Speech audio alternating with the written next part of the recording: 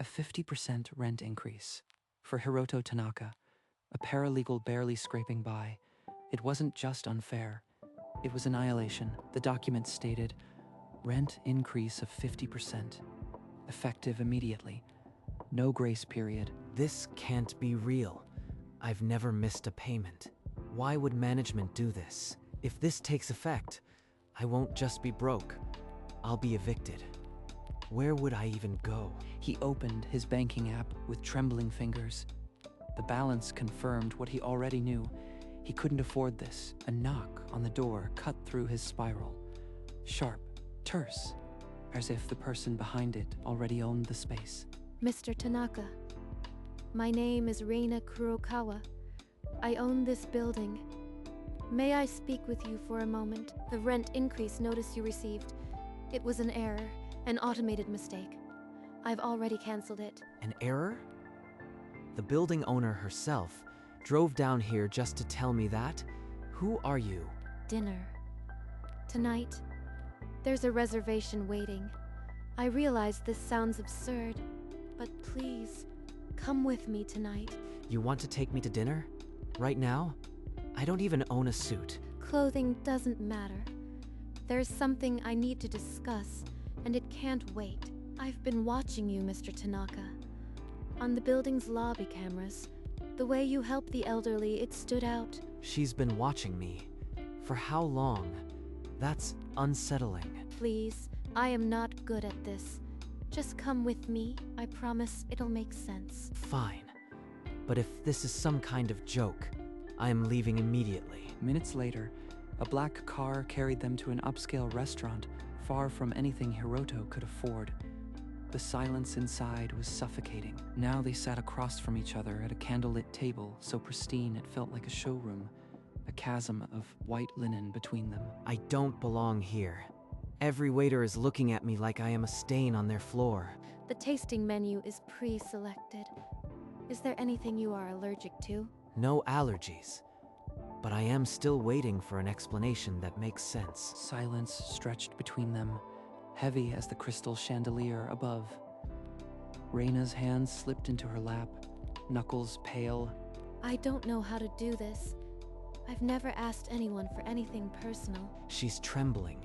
This isn't a power play. She's genuinely terrified. The rent increase.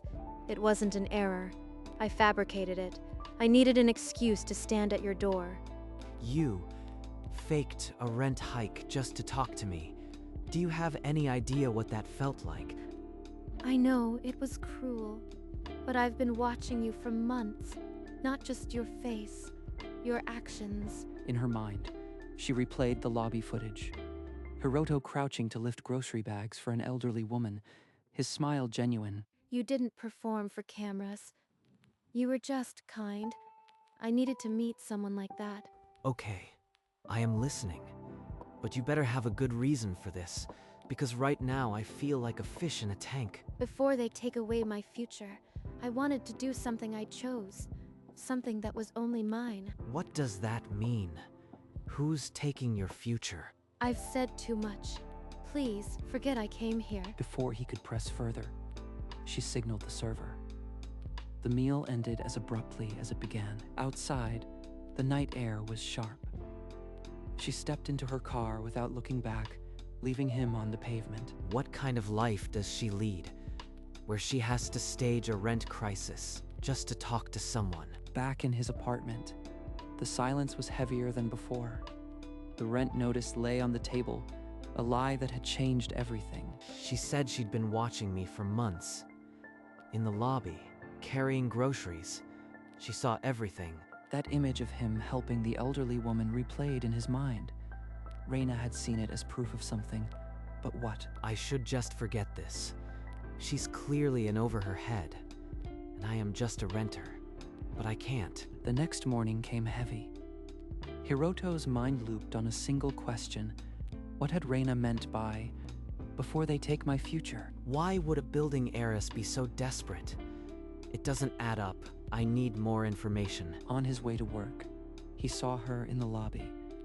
Not approaching, watching. The moment their eyes met, she disappeared behind a pillar. She's avoiding me.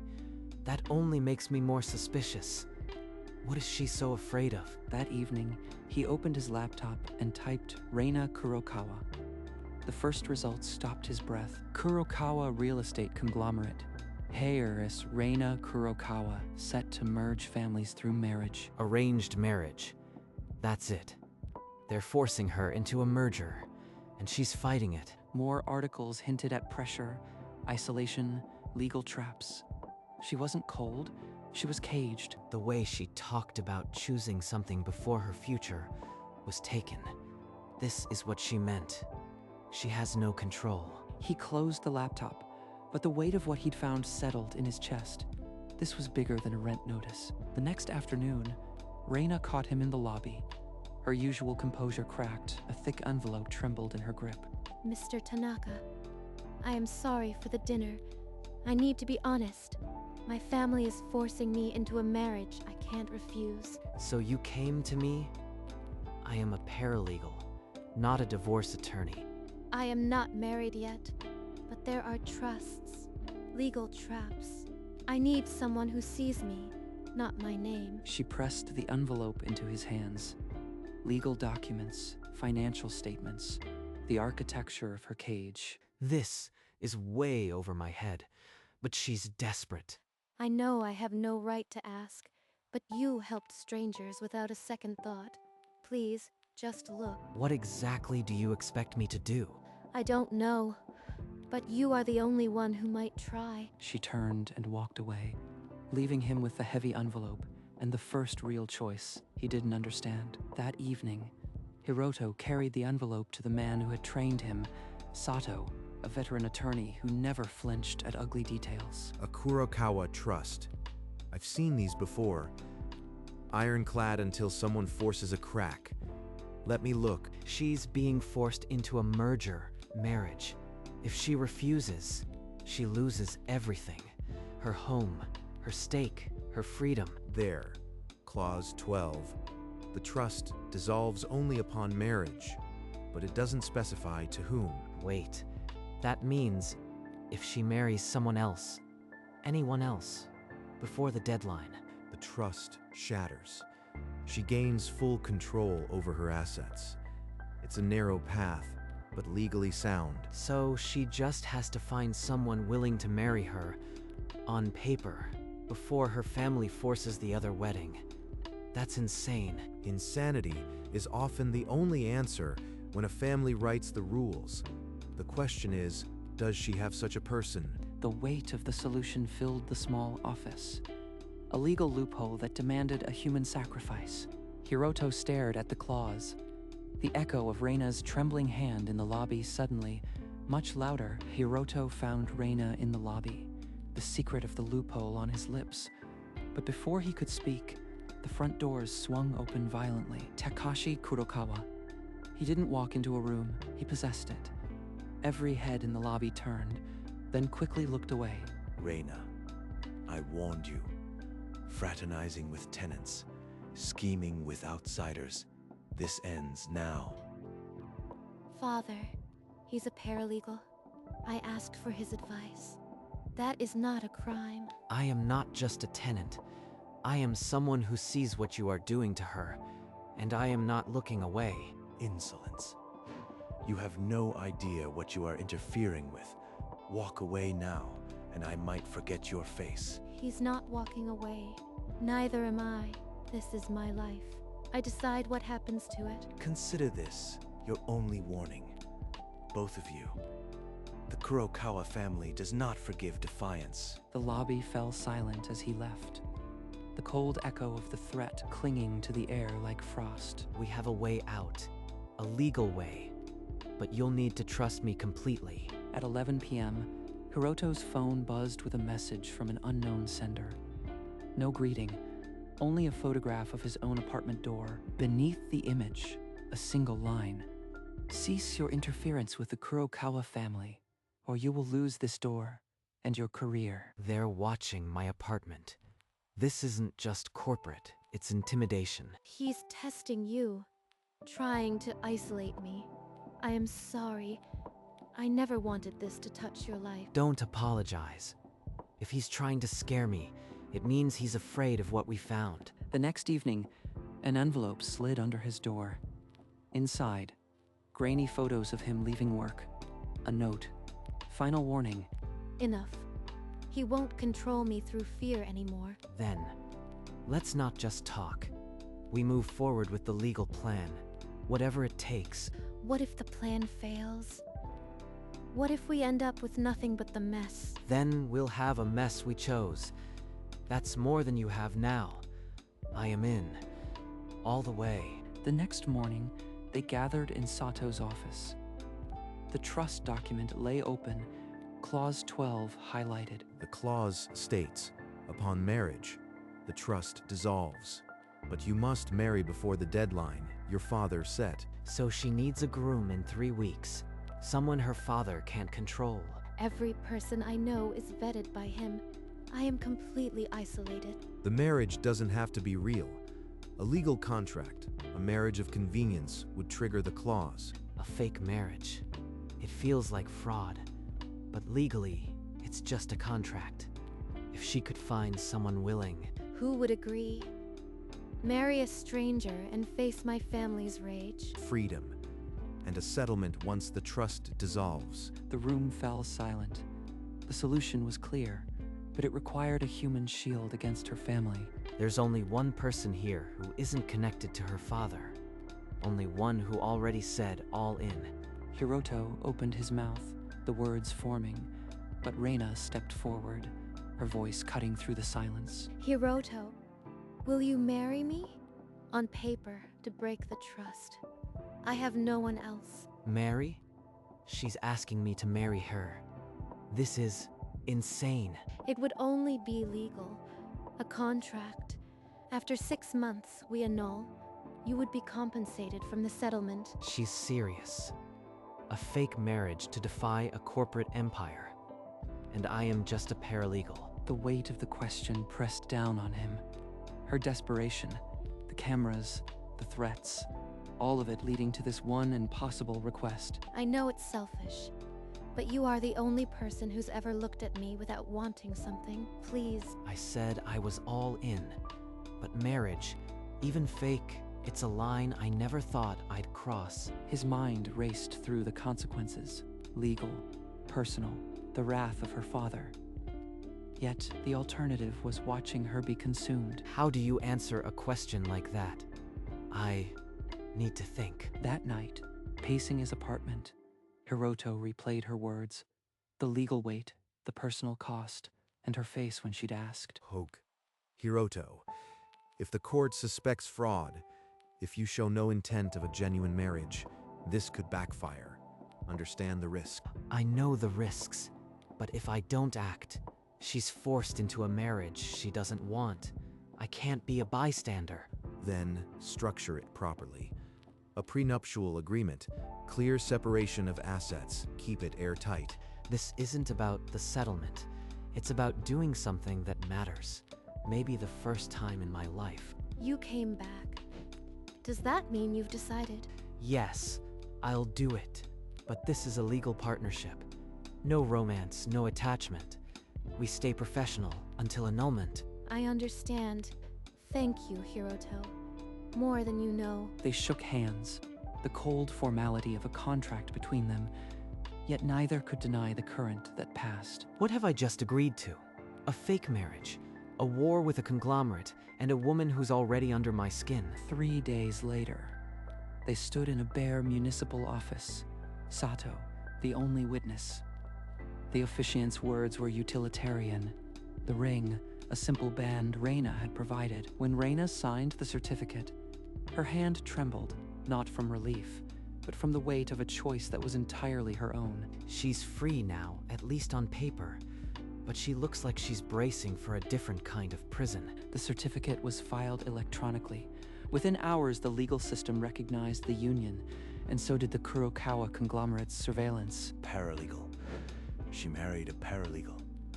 This is an act of war against this family. File the petition. Annulment on grounds of fraud. And begin research on Mr. Tanaka. Every parking ticket, every late payment. He's already filed a challenge. They're claiming it's a sham. It is a sham, legally, but we knew this was coming. We need to prepare for court. For the first time, they left the cafe together, not as landlord and tenant, but as allies against a legal machine already grinding into motion. I married an heiress to save her from a gilded cage. Now I have to prove it was love, or they'll crush us both. The annulment petition was precise. The marriage is a legal fiction. No genuine cohabitation, no shared life. They're demanding photos, utility bills, witness statements. We have to live together, for real, or the court won't believe us. My place is a studio. 1 bedroom, 1 bathroom. It won't be comfortable. Comfort has never been my problem.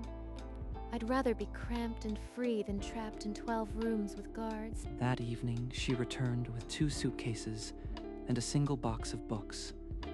The rest of her fortune was things she'd rather lose. This is the first room I've ever chosen. Its walls feel like mine, even if they're borrowed. I'll take the couch. We'll start the evidence tomorrow. Photos, a shared bank account, neighbors' statements. The first night was silent except for the soft sounds of a person trying not to breathe too loudly in a stranger's home. Hiroto, thank you for letting me stay, for all of it. She's sleeping on a borrowed futon in a studio apartment, thanking me. This is the strangest case I've ever taken. Morning brought the smell of burning. Reina stood in front of the stove, a smoking pan in her hand, absolute alarm on her face. I thought I could handle breakfast. The instructions made it sound simple. That's a lot of smoke. Let me help. Turn off the burner first. She's literally never touched a stove before. Her hands are shaking. Together, they salvaged the meal, scraping burnt edges, piling what was edible onto 2 mismatched plates. My mother never let me near the kitchen. She said it was beneath us. I wasn't even allowed to choose my own clothes. Everything was selected by handlers. That's not a childhood. That's a product launch. He just said that like it was obvious. No judgment, just truth. No one's ever done that. I am starting to see her, not the heiress, just a person who's been alone her whole life. A private investigator's long lens found more than routine. A sealed juvenile arrest from Hiroto's past, dismissed but now weaponized. The note attached to the photo read, "Annul the marriage by Friday, or this becomes Exhibit A in a character assassination." A bar fight. I was 19. Charges dropped. How could they find this? It was supposed to be sealed. They're going after your past because they can't attack your character. This isn't dirt, it's desperation. It doesn't matter why they have it. If this gets out, I lose my credibility. And the case? This is my fight. I won't let it bury you. We'll face it together. Why would you risk your freedom for a guy with a sealed record? Because the boy in that record no longer exists. The man here who brings groceries for strangers. That's who I trust. Silence gathered, but it wasn't cold. It was the understanding of 2 people who'd finally seen each other's scars. She just dismissed my worst mistake. Like it was a typo. Who does that? The courtroom was cold marble and darker suits. Takashi's attorney argued the marriage lacked consummation, history, bond. Hiroto was called to the stand. The room held its breath. This isn't a romance novel, but we share a home, meals, trust. That's a real marriage. She chose me when she had every escape. I chose her when it cost me everything. He's risking everything, and he means every word. The judge spoke. The court finds sufficient evidence of a genuine marital relationship. Petition denied, with the marriage upheld. Clause 12 triggered. The trust shattered. Reina Kurokawa was finally free. Takashi Kurokawa rose without a word, his face a mask of ice, and walked out. It's over. I can breathe. We won. But looking at her now, victory feels like the start of a different story. Weeks later, in Sato's office, Reina signed the final dissolution, selling every share that tied her to the Kurokawa name. Our agreement was half. This belongs to you. I told you. I didn't do this for money. And yet, you did it. Take it, Hiroto, please. She found a small place filled with light, not echoes. A year passed, each season easier than the last. He saw her only rarely, a coffee here, a text there. The annulment papers sat unsigned. Then one evening, his phone buzzed with her name. Hiroto? I'd like to cook you dinner. No rent notice, no pretense. Just dinner. I'd like that. More than you know. He stared at the phone. Long after she hung up, the simplest invitation, the most honest he'd ever received. That evening, Hiroto arrived at her modest building, the windows glowing like an invitation. You came.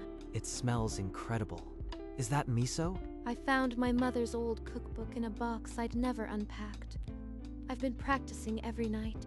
They ate in a comfortable quiet, the years of isolation dissolving with each shared dish and easy conversation. She's different now. Lighter. Like someone who finally owns her own skin, not borrowed armor. I chose my apartment, my job, my clothes. But choosing to invite you tonight, that felt the most like freedom. I am honored to be part of your choice, Reina. More than you know. Their hands rested on the table, separated by inches that felt like a chasm and a bridge at once. Say something, you idiot. Tell her, it's not just a dinner for you. Reina's hand slid across the table, her fingers grazing Hiroto's with the hesitance of someone touching freedom for the first time. I've been wanting to invite you for months. Every day I didn't call felt like a lie. She's terrified I'll say no. She has no idea. I am not asking you to marry me again. I am asking you to stay. I've wanted to stay since the night you showed up with a fake rent notice and a dinner reservation. He pressed his lips to her knuckles. A kiss that sealed no contract, only a quiet promise. Then, let's stop pretending this is legal. I want to date you. For real. I'd like that. More than you'll ever need to know. Under that dinner table, their fingers laced together, no longer a decree, but a choice. It started with a rent notice and ended with the first real choice of her life, and mine. Spring came. They walked through a park where cherry petals fell like the paperwork they no longer needed. I used to see cherry blossoms from a boardroom window. This is better. No security detail. Just pollen and pigeon thieves. Do you think we'll ever explain this story to anyone? Maybe. Or maybe we'll just tell them I fell for the landlord who faked my rent. He makes the worst parts of my past sound like a quirky meet cute. I love that. Where should we go from here? Anywhere. As long as it's a choice. The path ahead didn't need a destination. Every step was no longer a decree, but a daily decision to stay. A rent notice brought us here. Strange how the worst male day of my life turned into the best. Evening settled on the bridge, the city below a lace of lights. They stopped at the rail, shoulders touching. I once thought freedom meant walking away. Now it means staying right here. Then, stay. We've come too far to stop leaning closer. He turned. The last light caught the gold in her eyes. The rest was shadow and hope. No cameras, no contracts, only us. Their lips met. A promise that needed no witness. Only the skyline and the fading sun behind them. A folded rent notice, caught on a breeze, drifted past like a ghost of the day they met. It started with a mistaken rent notice and ended with the first real choice of her life and his. The rent notice vanished into the night, a footnote that changed everything.